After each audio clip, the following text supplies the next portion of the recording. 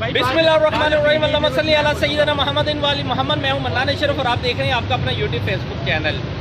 Simple इतनी की बात होती है कि आज हमारे साथ जो सबसे अहम तरीन शख्सियत इस टाइम मौजूद है। देखिए, लोगों की इस टाइम तहरीकें चलती हैं। वकला तहरीक जो हमेशा किसी न किसी तहरीक को पाया तकमील तक पहुँचाने में बड़ा अहम किरदार अदा करती है। और मुल्क की सूरत हाल जैसे जैसे बिगड़ती चली जाती है, जैसे जैसे महंगाई का तूफान आता है, डॉलर आउट हो जाते हैं, एक्सपोर्ट जो है वो कम हो जाती है, रुकना शुरू हो जाती है, इंपोर्ट जो है बिल्कुल बंद हो जाती है, उसके अंदर एलसी नहीं खुल पा रही होती है। ऐसे हालात के अंदर वकीलों का जो मामला है, क्या वकला तहरीक जो है इस टाइम चलनी चाहिए? क्या कोई ऐसे हालात इससे कतई नज़र के वो किस जमात से ताल्लुक़ रखते हैं? हमारे साथ इस टाइम के ऊपर चौधरी फैसल एडवोकेट, बहुत बड़ी शख्सियत, बहुत अच्छे लीडर भी हैं वकला के, और इसके अलावा उनकी वर्किंग रिलेशनशिप बहुत है और वो सोशल जो एक्टिविटी है उसके अंदर उनका बड़ा अहम किरदार है। लेकिन आज हम उन्हीं से पूछते हैं, फैसल साहब से, कि जी वकला तहरीक के हवाले से और जो आम हालात हैं उसके बारे में क्या कहते हैं। अस्सलाम वालेकुम। अल्लाह का शुक्र। फैसल ये बताइए कि वकला बहुत यानी कि अहम रोल अदा करते हैं पाकिस्तान की सियासत के अंदर, हर जगह के ऊपर तहरीकें बहुत कामयाब होती है, वकला जिसके साथ जुड़ जाते हैं वो कामयाबी है। ये बताइए कि मौजूदा सूरत हाल में महंगाई बढ़ रही है, तूफान आ रहा है, क्या कहेंगे? सर, इसमें सबसे पहले तो ये है कि बीइंग ए पाकिस्तानी हमें ये सोचना चाहिए, अल्लाह पाक ने हमें इत्मीनान दिया है। ये अल्लाह पाक ने ऐसे नहीं वापस ले लेना, ये इसलिए दिया गया कि आपने इसको इस्तेमाल करना है ताकि आप मुल्की लेवल पे, इंटरनेशनल लेवल पे अपने मुल्क के साथ कितने सिंसियर, इसके लिए आप क्या कर सकते हैं, क्या जनरेट कर सकते हैं, क्या क्रिएशन कर सकते हैं। अब होता ये है कि एक कोई बंदा इसका बात का बुरा ना मनाए कि किसी पार्टी से बिलोंग करता है, हर बंदे का अपना उसका इज़हार राय जो। इमरान खान साहब, इन्होंने इलेक्शन से पहले ये फरमाया था कि मेरे पास एक ऐसी टीम है जो 90 दिन के अंदर अंदर करप्शन खत्म कर देगी, बाहर से पैसे आएंगे, मेरे पास ऐसी प्लान्स हैं, मेरे पास ऐसे इन्होंने ख्वाब दिखाए अवाम को। और उस टाइम सीधी सी बात है, 2013 में मैंने भी PTI को डाला, बेशक अच्छा मुझसे गलती हो गई।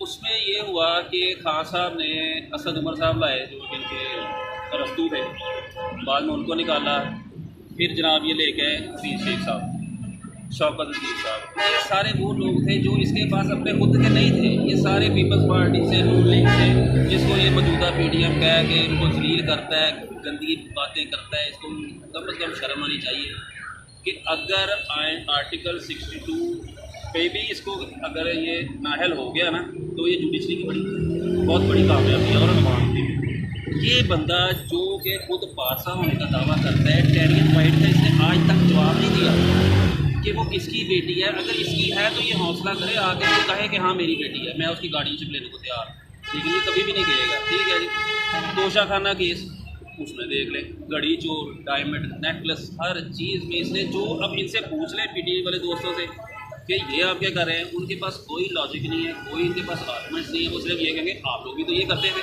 अगर भाई हम लोग करते थे, हम चोर डाकू का खिताब हमें दे तो दिया, हमसे मुराद यानी कि अवाम ने जिन्होंने PTI अपना पीपल्स पार्टी को या PDM जो भी जिससे भी जो बिलोंग करता है।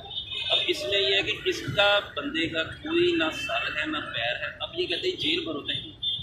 अगर मैं लीडर हूँ पाकिस्तान का, बकौल इसके कि ये पाकिस्तान का पॉपुलर 3 लीडर है, तो लीडर का काम होता है कि लोगों को लीड करें। अब ये कोई नहीं है कि मेरी अभी तबीयत ठीक नहीं है, मैं 2 महीने 2 हफ्ते बाद आकर ठीक हो गए फिर इसको लीड करूँगा। अपने इसके बच्चे की तरह इसके पास नहीं। ठीक है, मज़ा फिर है कि ये इधर खड़ा हो, राइट साइड पे इसके दोनों बेटे, लेफ्ट साइड पे दोनों बेटे खड़े हो के जी गिरफ्तारी हम यहाँ से हम स्टार्ट करें, पहले मुझे गिरफ्तार करो। ये इसने कुछ भी नहीं करना। वो बेचारा शबाब गिल है, वो नज़र ही नहीं आता किधर गया।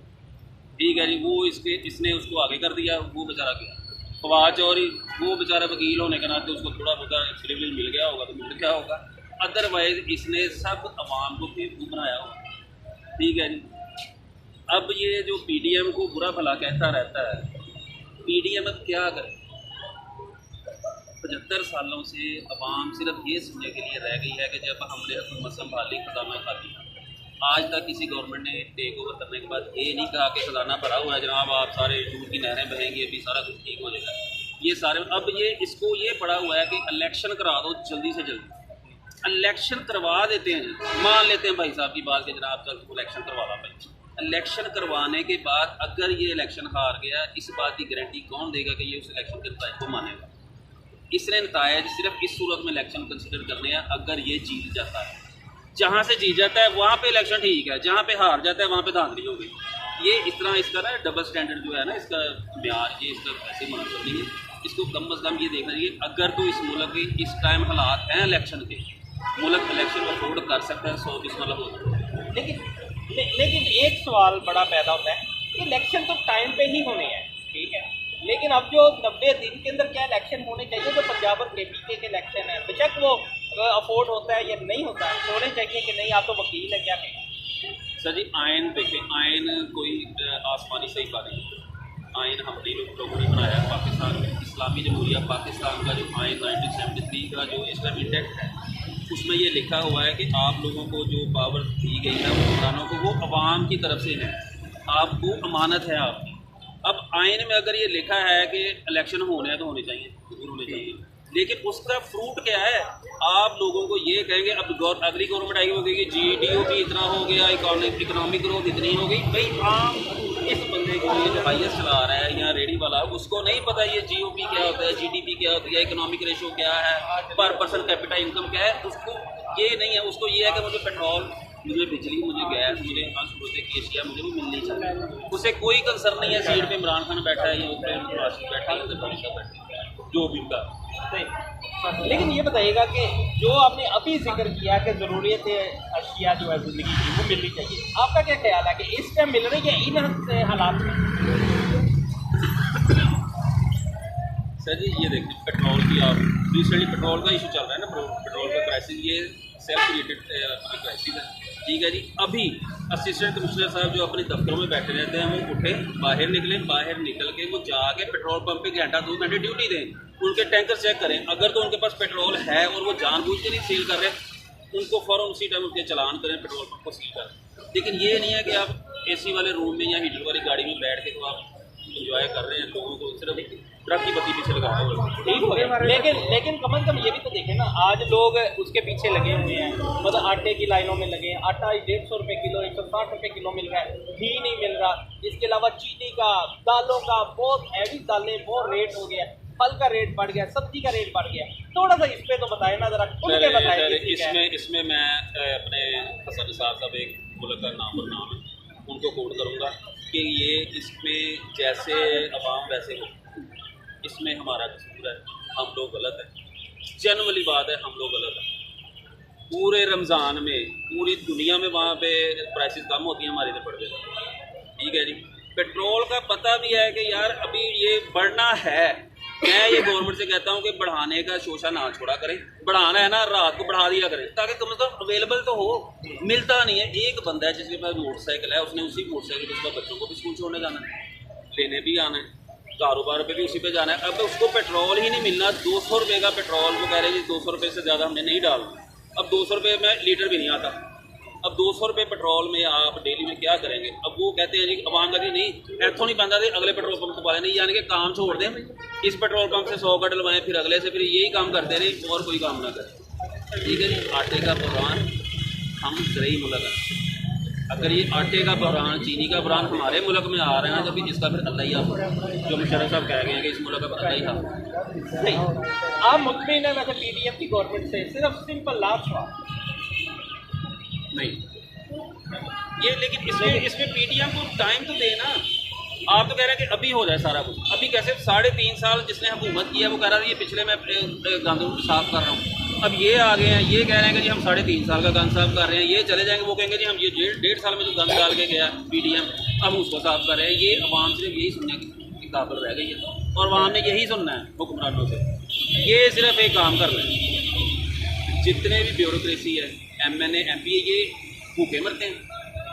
ये अपनी पार्लियामेंट असम्बलियों की तनख्वाह क्यों नहीं छोड़ते? कितनी होगी? 2, 2.5, 3 लाख रुपया होगी ना हर MNA या MP की तनख्वाह छोड़ दें। इनको जो फ्री पेट्रोल मिलता है उसको छोड़ दें। इनको जो लग्जरी लाइफस्टाइल जो इनका है, जो इनके अपना रेंट अलाउंसेज हैं, ये वो सारे मामले जो इनको फैसिलिटीज़ दी हुई हैं, खुद वॉलेंटरली उसको रिफ्यूज़ करेंगे, हमें नहीं चाहिए। ये जो भी है हमारी आवाम को दे। अब मैंने कल एक खबर पढ़ रहा था कि जनाब वो जो ब्यूरोक्रेसी ने कहा जी हम 1 दिन की तनख्वाह जलजले वालों को दे रहे हैं। यार व्हाट इज दिस नाउ?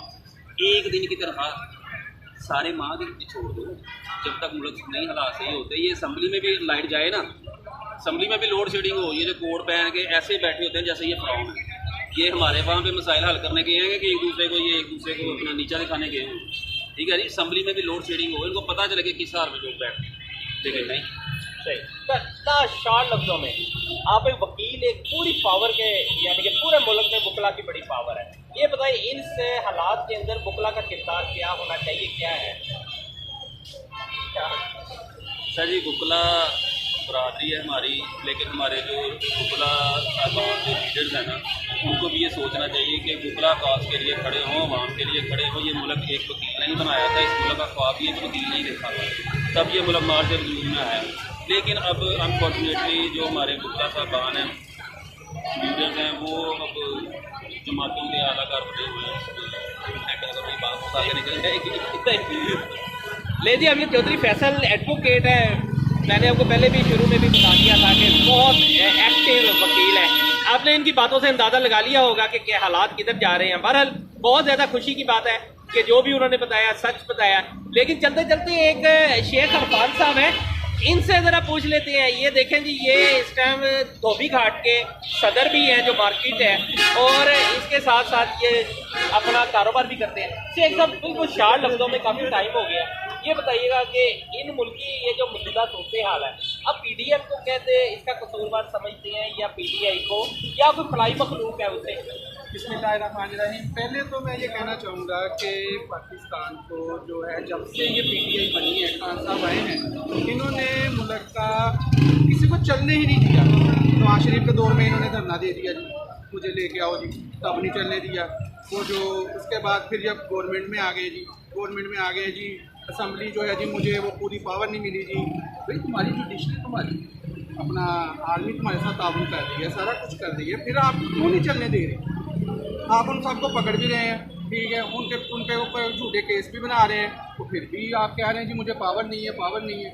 अब जब वो चले गए हैं मुल्क का बेड़ा गर्क करके, तो अब फिर वो कह रहे हैं जी मैंने लॉन्ग मार्च करना है जी, मैंने ये करना है। फिर चलने तो दो, कुछ करने तो दो। कारोबारी हालात खराब हो गए हैं, गरीब आदमी गरीब हो जा रहा है, आप क्या कर रहे हो?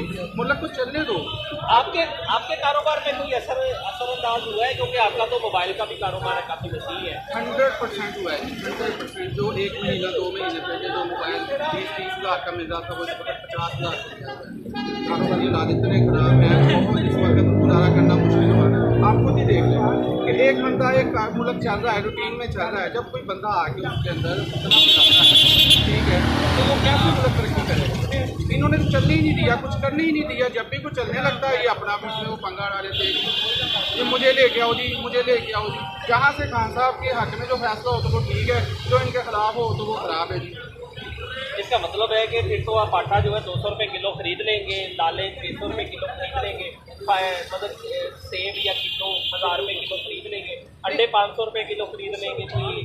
फिर तो चिकन जो है 1000 रुपये किलो भी हो गया। खैर, आप मुतमिन है ना पीडीएफ? नहीं जी, नहीं मुतमिन नहीं है। हम ये कह रहे हैं कि इंशाल्लाह 1-2 महीने में अल्लाह के घर उम्मीद है, पाकिस्तान को ये डिपार्ट करने वाली बहुत सारी हुकूमतें हैं जो आई हैं, जैसे खान साहब की हैं, ये भी इसी सिलसिले में आए हुए हैं।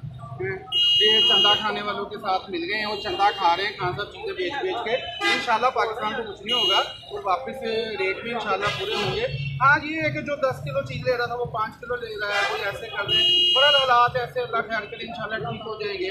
बस उनको काम करने दें, इंशाल्लाह इलेक्शनों के बाद जो है ना हालात तो ठीक होते नज़र आ रहे हैं। बस इस बंदे को इसके हाथ पैर पकड़ के ना बांध के इसको बिठा दो। ये जो वो होता है जो दोनों साइडों से ना कहता है जी मैं खाती हूँ, मैं वाली रहनी दोनों फंसो, इसका वो हिसाब है। इसको पकड़ के बिठाएं ताकि मुल्क को चलने दें, अवाम को इंतहा पसंदी की तरफ ना लेके जाए। ये अवाम को इंतहा पसंदी की तरफ लेके जा रहे हैं, मारो, ये करो, वो करो।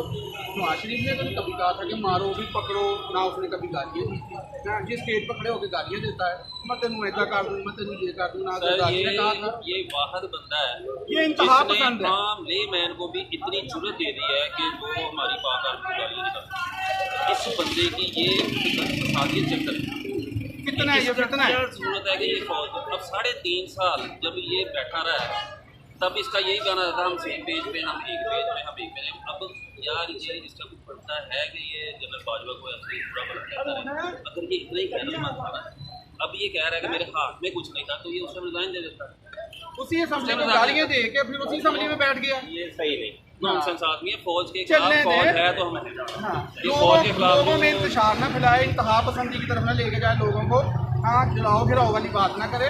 तहरीक जेल पढ़ो, तहरीक चलानी है तो पहले आप खुद आए कि भाई मुझे पकड़ो, चलो भी आवाम मेरे साथ चलो। खुद अंदर बैठा हुआ है, कभी लाइट पे प्लस्तर कर लेता है, कभी लेफ्ट पे कर लेता है, पता नहीं गोली किधर लगी है, ये भी नहीं पता इसको। तो पहले तो इसको ये बताएं ना कि गोली इसके कौन सी टांग में लगी है। बहुत शुक्रिया। ਇਹ ਸਰ ਜਦੋਂ ਪੀਟੀਆਈ ਵਾਲੇ ਹੁਣ ਚੁੱਕੇ ਜਾ ਰਹੇ ਆ, ਹੁਣ ਇਹਨਾਂ ਨੂੰ ਮਿਰਚਾਂ ਲੱਗ ਰਹੀਆਂ। ਪਹਿਲੇ ਨੂਨ ਲੀਗ ਉਹ ਹੁਣੇ ਦਿਮਾਗ ਕਿੱਥੇ ਆ ਸਿਖਾਉਣ ਦਾ? ਸਾਨੂੰ ਦੱਸੋ ਸੀ ਕਿੱਥੇ ਦਿਮਾਗ ਇਹਦਾ? ਹੁਣ ਆਪਣੀ ਵਾਰੀ ਆਈ ਆ ਤੇ ਜੀ ਹੁਣ ਕਿਉਂ ਚੁੱਕਿਆ, ਹੁਣ ਕਿਉਂ ਚੁੱਕਿਆ? ਅਸੀਂ ਖੁਦ ਚੁੱਕੇ ਗਏ, ਸਾਨੂੰ ਨੂਨ ਲੀਗ ਚ ਸਾਡੇ ਨਾਲ ਚੁੱਕਿਆ ਨਾ। ਉਹਨਾਂ ਦੇ ਬੱਚੇ ਆ, ਉਹਨਾਂ ਦੇ ਬੱਚੇ ਨੇ ਸਿਖਾਉਣ ਨੂੰ ਆਵਾਮ ਕਿਉਂ ਪਾਗਲ ਬਣੀ ਪਈ ਸੀ? ਇਹਦਾ ਇਹ ਦਿਮਾਗ ਜਿਹਦੇ ਸੋਚੋ। बहुत शुक्रिया जी। राणा सनाब का 2-3 महीने इन्होंने फड़ के रखा, वो को कुछ नहीं निकलिया। अपने 2 दिन काम तो निकल आए। इनको अब ये एक एतराज है कि जी मुलजम को हथकड़ी लगा के क्यों लेके आते हैं अदालत में, अच्छा, और बाकी मुलजमों को कैसे लेके आते हैं अदालत। पर हर मुल्क को चलने दे, कारोबार करते हैं। गरीब आदमी का सोचें, गरीब आदमी का सोचें, एक दूसरे की टांगे ना खींचें। एक टेबल पे बैठे हम तो यही कहेंगे, नून लीग है, पीपल्स पार्टी है, पीटीआई है, एक टेबल पे बैठे, अवाम का सोचें। बहुत शुक्रिया जी सारे दोस्तों का। ले जी, अपने बातों से अंदाज़ा लगा लिया है कि क्या हो रहा है, क्या चल रहा है। बहरहाल मजीद इंशाल्लाह ताला नेक्स्ट किसी भी प्रोग्राम के अंदर दोबारा फिर आपसे दोबारा मुलाकात होती है। मन्नान अशरफ को इजाज़त दीजिए। अपने चैनल का बहुत ख्याल रखिएगा। अल्लाह हाफिज़। लो जी।